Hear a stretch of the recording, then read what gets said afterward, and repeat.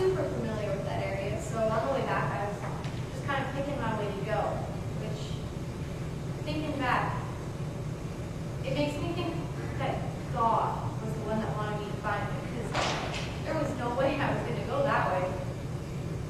Anyways, I was in some deep-ass sand, right? And I wanted to turn around, but for some reason I didn't, and I kept going, and I'm going real fast, right? And there's this rock on the ground. And I just nailed it. I went over the handlebars. I ended up on the ground. It was a total mess. So I get up, and I'm just kind of dusting myself off. And that's when I noticed something, which ended up to be Matt, just lying there by the fence. And I remember thinking to myself, Halloween's coming up. It's got to be some kind of Halloween gag, like a scarecrow or something. So I picked up my bike and I walked it around the fence that was there. It was a buck-type fence. And as I got closer, that's when I noticed that he had hair. And that was a major key to me, to knowing it was a human being, was his hair. Because up until then, I thought it was a dummy. Seriously, I even noticed his chest moving up and down, but I just figured it was some kind of mechanism or something. But when I saw hair, I knew it was a human being.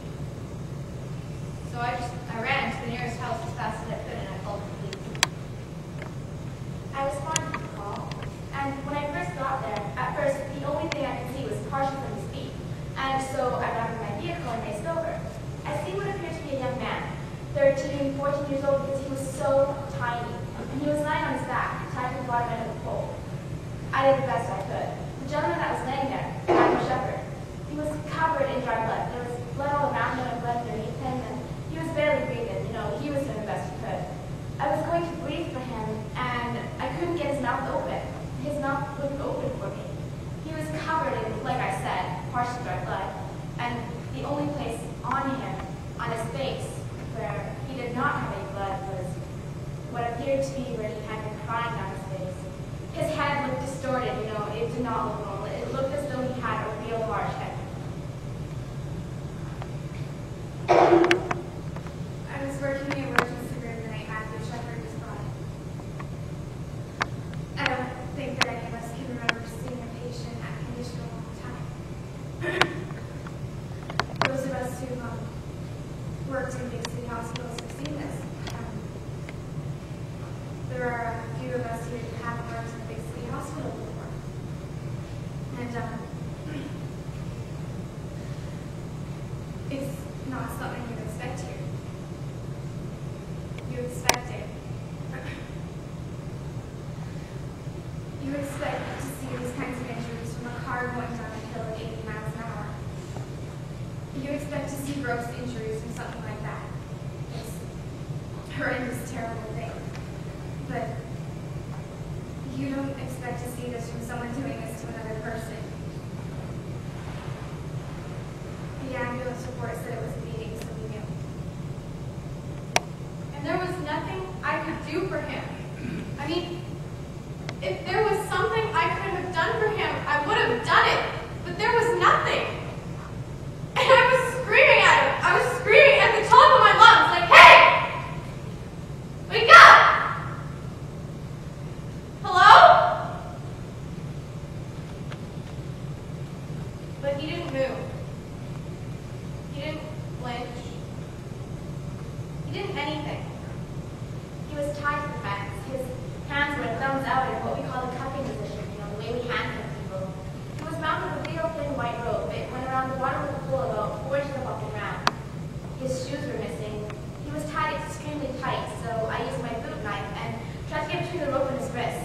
I had to be extremely careful not to harm Matthew any further. Your first thought is, well, certainly like to think that it's someone from out of town who comes here to beat somebody. I mean, things like this happen, Shit happens, and it happens in Laramie. But when there's been somebody who's been beaten repeatedly, certainly this is something that offends us. I think that's a good word. It offends us. He was bound so tight, I finally got Matthew there and, I'm sorry, we rolled him over